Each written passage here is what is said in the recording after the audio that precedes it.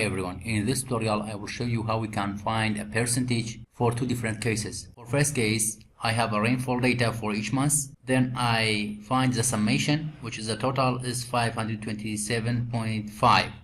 Let's find the percentage for each month. Here, just insert equal, then bracket, rainfall for each month, divide by the total. Make it constant. Insert dollar sign and between the number and the alphabet, bracket. Good. Multiply 100. Enter. The percentage of rainfall for this month, January, is 14.4. Just drag it to the end.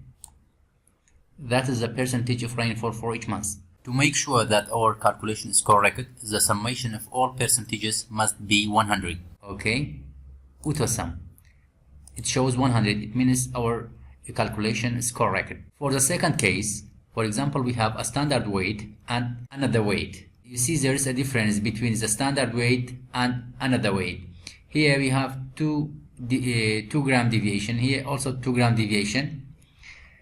Here must be the weight 3000, but we have 3009. To find the deviation formula is absolute value of a minus b or b minus a. It doesn't make any difference since we applied absolute value. Let's find the deviation. Equal absolute, yes, a minus b. Enter. The deviation is 2. Just drag to the end.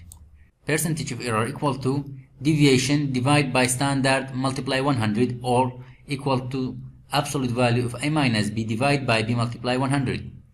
Let us write in equal sign, deviation divided by standard multiply 100.